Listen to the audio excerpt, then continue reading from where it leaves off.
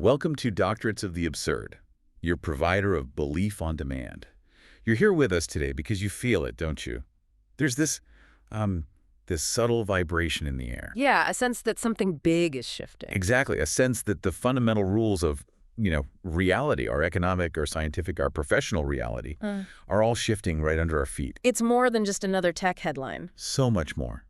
It's this deep curiosity, maybe even what our source material calls an existential itch, about what is actually coming next. We're standing at this pivotal moment, but, and this is the crazy part, most people seem completely unaware. They're just living their lives, scrolling, working, planning for 2026 like it's just another year. Right, like it's 2025 plus one. Yeah. But what our deep dive is revealing is that the very basis of human productivity, the entire global economic structure, is changing fundamentally. And that is precisely the central tension we have to get into today. Because when we look at late 2025, the sources we've explored suggest it will go down in history as the final normal year. The final normal year. That sounds ominous. It's a period of deceptive stability. This is that existential itch the sources are scratching. You know, that nagging feeling that while the surface looks calm, the deep structure is already in motion. So until now, AI has basically been a tool. Yeah. Right? It helps us do our jobs better. An augmentation tool, exactly. A really powerful one. It helps a designer design faster or a programmer, debug more efficiently. A great assistant. A tool. A tool. But 2026, that marks a genuine, irreversible phase transition.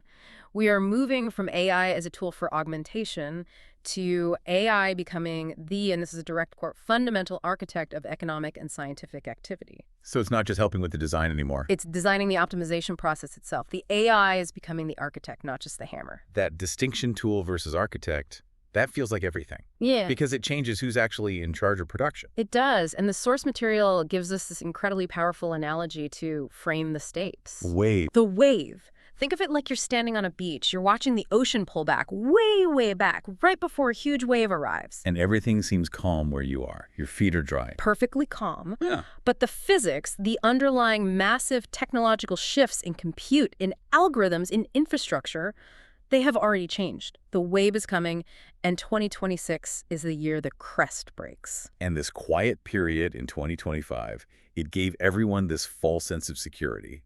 The villain of our story, if you want to call it that, is just this widespread complacency, this ignorance. Exactly. Assuming there's time to slowly adapt when the ground is already starting to shake. The high stakes are pretty clear then.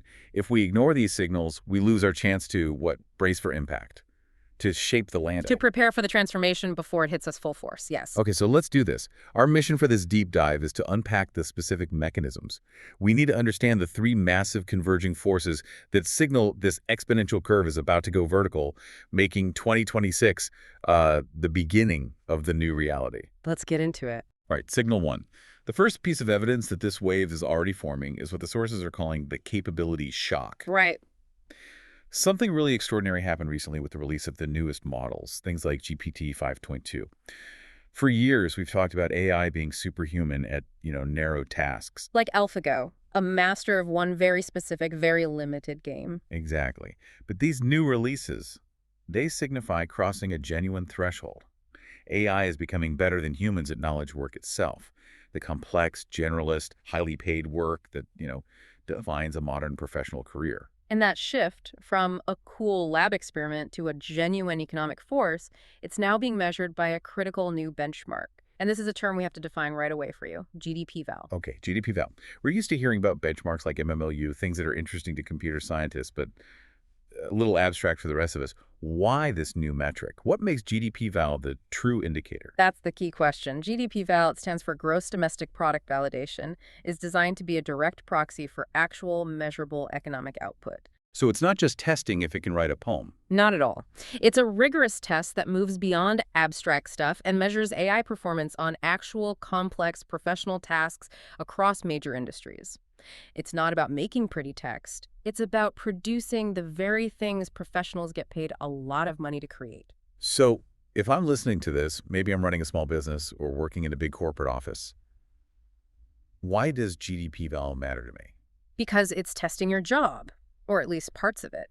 The benchmark covers 44 different high-value occupations, 1,320 tasks, all across the 9 industries that contribute most to the economy. When these are real-world assignments. Absolutely. We're talking about things like developing a detailed workforce planning model for a multinational, or crafting a sales presentation with complex data visualizations, preparing intricate accounting spreadsheets that follow GAAP standards, even, developing compliance-heavy healthcare schedules for a hospital. Okay, so these are not 5-minute quizzes. Far from it. The source specifies these tasks require an average of 7 hours of sustained professional effort to complete. A full day's work, basically. Almost a full billable day, a paralegal brief, a market analysis, a comprehensive code review, that's the unit being tested, and the judges aren't academics, they're top-tier practicing professionals, and they're scoring the AI's final work right alongside what a human expert produced. And the machine is winning.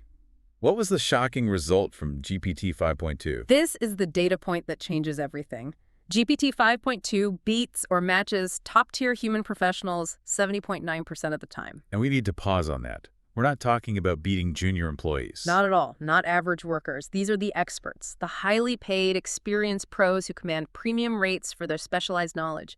The machine is winning 7 times out of 10 against the best humans in their field. That right there is the difference between a tool and a competitor. Exactly. When an AI can deliver a 7-hour expert-level project and get it right 70% of the time, it has crossed the threshold. It's no longer just a helpful tool. It's an autonomous, expert competitor that can directly replace huge chunks of human knowledge work. It just completely changes the cost structure of that work.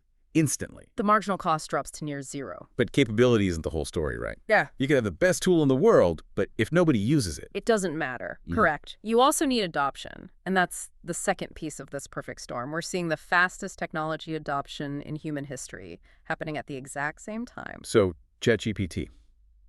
How many users now? 800 million weekly active users in under 3 years. That's just, put that in context for us. The telephone took nearly a century to get that kind of penetration. The internet took decades. Even smartphones took way longer. Nothing, not radio, not TV, not the printing press, has ever spread this fast. So you have expert-level capabilities arriving at the exact same moment as universal adoption. It's the perfect setup for the market transformation that starts in 2026. The water looks calm, but the ground beneath the financial district is already trembling. Okay, so we've established the what.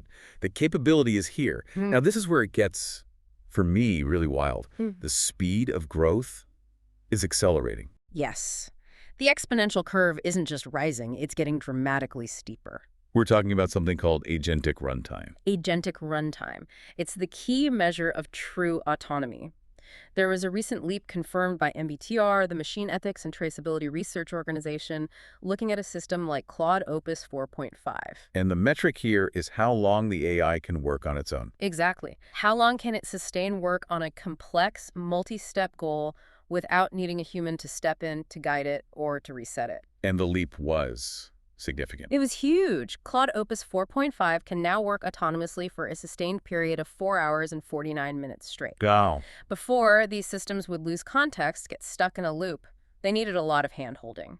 This jump is so big that researchers noted it aligns perfectly with the fast timeline variant of the AI 2027 scenario. Meaning things predicted for 2027 are showing up now. Arriving 12 to 18 months ahead of schedule, this is the mathematical reality of an accelerating exponential curve. Okay, so let's break down the math on this doubling time concept. It feels like the engine of this whole 2026 inflection point. It is. The change is incredibly stark. Up until around 2024, the runtime capacity of these agents, how long they could work on their own, it was doubling roughly every 7 months. Which is already incredibly fast. Already very fast. But now, because of better architectures and just massive amounts of compute, that doubling time has been almost cut in half. A doubling now happens every 4 months. So the speed of improvement is itself improving. Precisely. The rate of acceleration is accelerating. This is why that wave analogy is so perfect. The mass of the water is building up faster than any technological shift we've ever seen before. And if that trajectory holds, we can actually put some concrete dates on the timeline for autonomy in 2026. We can, and the projections are pretty destabilizing for traditional work. If that 4-month doubling time holds, By April 2026. by April 2026, AI agents will be able to complete a full, sustained 8-hour workday autonomously. Take a project from start to finish in one shift. Then, by mid-2026, They'll manage 2 consecutive days of work on their own, maintaining context across a 16-hour project. And by the end of 2026, they'll be able to handle half a week of work independently. So within a single year, the digital assistant becomes a digital coworker, a coworker that can carry a multi-day workload and doesn't need sleep or breaks or a salary. And this is happening while most people, including a lot of senior managers, are still thinking of AI as a fun little chatbot that can write a decent email. That gap, that ignorance, is the real villain of the story. It's the gap between capability and perception. And the people building these systems, they're not debating if it's happening anymore. They're debating how to manage it, which leads us straight to the idea of recursive self-improvement. Okay, let's define that. Recursive self-improvement. Sounds very technical. It's the moment the game completely changes. Recursive self-improvement, or RSI, is the pivotal point where AI stops just being developed by humans and starts improving its own algorithms, its own code, its own capabilities faster than we can. The AI becomes the engineer of its own evolution. That's a great way to put it. And this isn't theory anymore. We're seeing it in the strategic pivots of the major labs. Like what the researchers themselves are saying. Absolutely. Look at Stephen McAleer at Anthropic. He shifted his entire focus away from human-led safety to automated alignment. Because he thinks we can't keep up. The underlying belief is that human oversight simply cannot keep pace with this acceleration. The AI has to be able to handle its own safety constraints.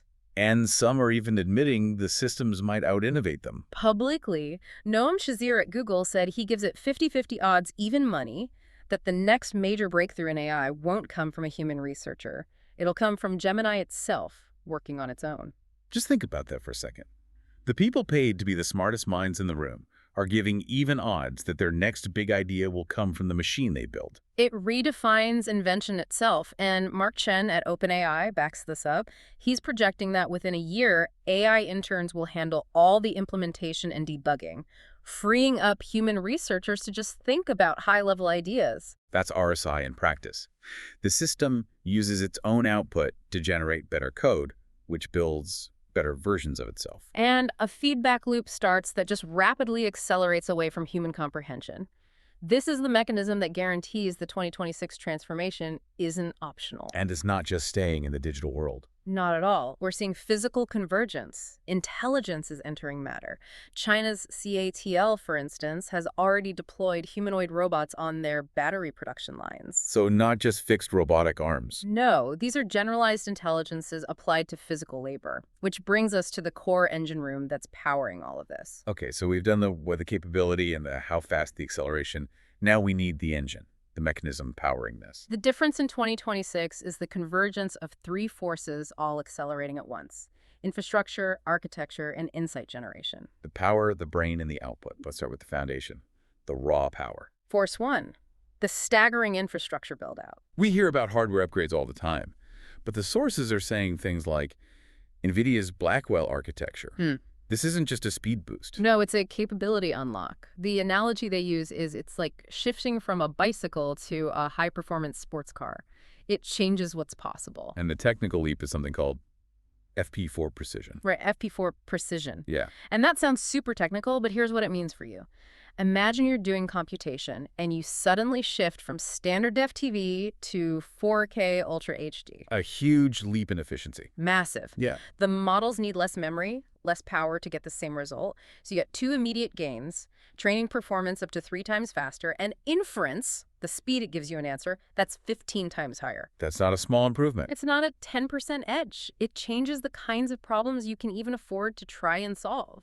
And the resources being committed to this, the energy, it's on a national scale. What are we talking about in terms of scale? By 2026, the prediction is at least 5 sites worldwide will cross the 1 gigawatt capacity threshold, dedicated almost entirely to AI compute. 1 gigawatt. Give us a comparison for that. 1 gigawatt is roughly the electricity used by 700,000 homes. So we're building energy cities. Yeah. Just for AI. That's what they are. Amazon's campus in Indiana is already slated for 2.2 gigawatts.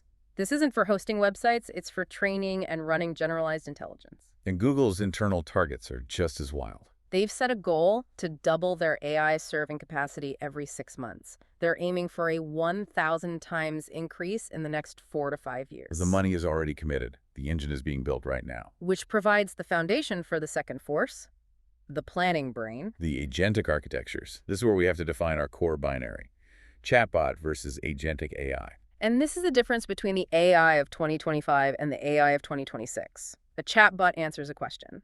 An agentic AI pursues a goal. Let's nail down that definition of agentic AI. Agentic AI is an AI that doesn't just respond. It autonomously plans, acts, gathers information, and solves multi-step goals. It's a true digital assistant or manager. It takes on the responsibility of execution. Exactly. And there are three technical breakthroughs driving this. The first is inference time reasoning. Thinking step by step. Right. Using techniques like chain of thought, the model explores different solution paths, it checks its own logic, and it self-corrects before giving you that final 7-hour professional artifact. The second is multimodal integration. Unifying all the senses, it can process text, images, video, audio, and code all at once. So it could, look at a diagram? It could look at a hand-drawn circuit diagram, read the dense PDF spec sheet for the components, and then write the code to simulate the circuit's behavior, a task that currently takes 3 different human specialists. And the third is tool integration and planning. This is the core. The AI isn't just in a box anymore. It's using external software, calling functions, querying databases, connecting to enterprise systems like Salesforce or SAP. It becomes the brain of a larger system. And to make all this cheap enough to actually use, you need things like quantization. Right. Post-training refines the model for specific tasks, and quantization is what makes it accessible. And what is quantization exactly? Think of it like digital shrink wrap. It's a compression technique that takes these massive models and shrinks them down without losing their core intelligence. It makes them cheaper and faster to run. So it's not just trapped in a giant data center. It can be deployed everywhere. And all of this is leading to the smoothing of what researchers call the jagged frontier. The jagged frontier, yeah. What does that mean? The jagged frontier is that, temporary state where AI is superhuman at some things like coding, but still hilariously bad at others, like simple common sense. And that frontier is smoothing out. Rapidly. Across financial analysis, drug discovery, clinical diagnosis, everywhere. And the prediction from the source is stark. By the end of 2026, machine capabilities will be a superset of human capabilities across almost all knowledge work. Which brings us to the third and maybe most profound force. Force 3, generating novel insight, the scientific engine. We're going from augmentation to automation and now to innovation. This is where AI stops just aggregating what we already know and starts generating entirely new knowledge, figuring out things we as a species have never known. And we're already seeing hints of this in math. We are. Automatic provers are solving problems, and the source notes, often more elegantly than humans. It's not just getting the right answer, it's finding a better way to get there. Exactly. And that's causing some real philosophical debates in the math community. But the goal is much bigger than math. It's called the Genesis mission. Which is this massive public-private partnership. Right. U.S. Department of Energy with NVIDIA, OpenAI, Google, Anthropic, Microsoft, the whole crew. And their goal is for AI to execute the entire scientific loop on its own. The entire loop. What does that look like? It means the AI reads all the existing literature on a topic. It generates novel hypotheses no human has thought of. It designs the experiments to test them, writes the code to run them, analyzes the results, and then proposes the next avenue of inquiry. All of it. The speed of discovery, Jeff, it breaks. We move from human speed to computational speed. Problems that would take teams decades. Room temperature superconductors, new medicines, sustainable energy could yield solutions in months. Or weeks. This is the engine of discovery being built in 2026. Okay, so we've established the capabilities, the acceleration, the engine. Let's make this personal. What does this all mean for you, our listener, and your career? Because this is the economic earthquake. It is. The goal of all the major AI companies is to perform the work currently done by doctors, lawyers, accountants, you name it. And the metrics show they're getting there. The GDP score is projected to surpass 90% by the end of 2026. Meaning 90% of the tasks that make up a typical knowledge worker's day can be automated by a machine. So why hasn't the economy already collapsed? If the capability is there, why aren't we seeing mass layoffs right now? The sources call this the output gap. That's the friction point. It's the transition time. The capability is one thing, but large-scale deployment is another. Companies have to navigate security, legal, compliance, change management. The human institution is slow, even if the tech is fast. Exactly. And that lag gives us maybe 6 to 18 months of relative calm. But it doesn't last, because the economic pressure becomes irreversible. Kelsey. Imagine you're an accounting firm. A competitor starts using an AI that can produce expert-level analysis at 1% of your cost. 247, no vacations. It's an existential threat. It's an existential threat. In 2026, deploying these systems stops being a strategic choice. It becomes a mandate for survival. And the first industries to go consulting, finance, law will create an earthquake that ripples through everything else. And that's when this stops being a tech story and becomes a societal crisis. That's when it becomes politically salient. When millions of professionals, from entry-level analysts to mid-career managers, all discover their core skills are 90% automated at the same time. The sources are blunt.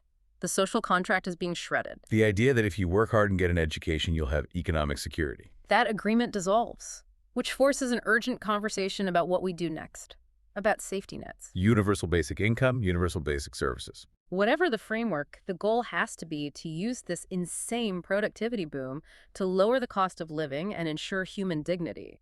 The benefits can't just flow to the owners of the infrastructure. And what does this do to education?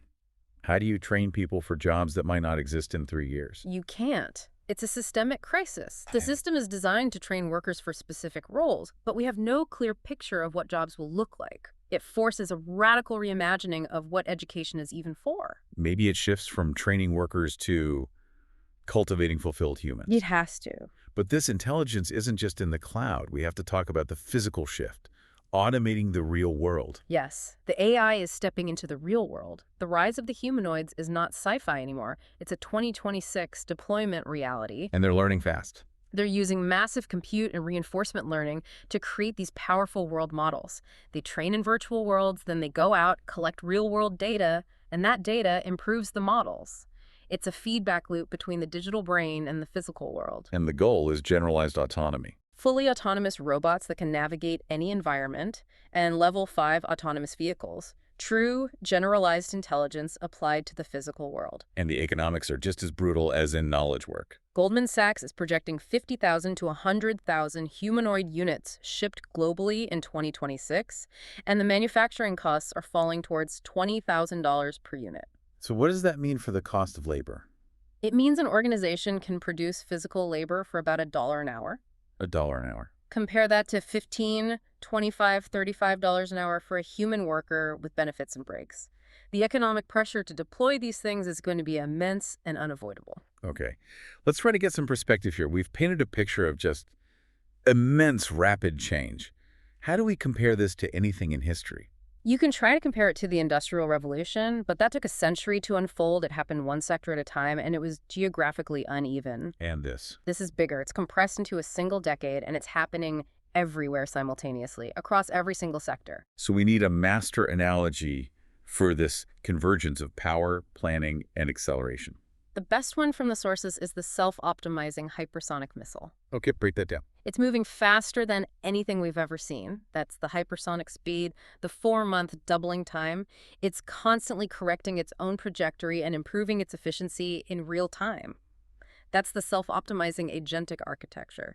And it's powered by an engine of unprecedented scale, the gigawatt infrastructure. It's not just fast. It's getting smarter as it flies. Exactly. And it's calculating the new solution faster than a human can even process that the target has moved. That's the challenge. But we have to pivot to the opportunity, because this isn't all doom and gloom. Not at all. The positive potential is equally staggering. Problems that have plagued humanity for centuries suddenly become solvable. Like what? Climate change through new energy sources, disease through hyper-personalized medicine and automated drug discovery, hunger through optimized agriculture, energy scarcity. The tools we are gaining can reshape the world for the better. And it gives us a chance to move away from a system that, often relies on exploiting human labor. If we manage this right, we can fundamentally change the relationship between effort and worth. It could lead to healthier, happier lives where purpose isn't just defined by your economic productivity. But that requires engagement. You, the listener, you're not a passive observer in this. The decisions we all make in 2026, they're going to echo for decades. What's required now is not fear, it's engagement. We have to demand the benefits flow broadly. We have to ask hard questions about governance. We have to think creatively about what human contribution looks like in this new world. We can't stop the wave. But we have a brief, crucial window to learn how to write it. So to summarize the core message here, We are living through one of the great transitions in human history. That's not hyperbole. It's just the reality of this convergence. The transformation is happening. The only question left is how we respond. and if we handle this transition correctly, if we make those wise choices, we might look back on 2026 not as a year of loss, but as the year we gain the tools to build a world more prosperous, fulfilled, healthier, and full of possibility than anything we've known before. And here's the final thought from the sources that sums it all up.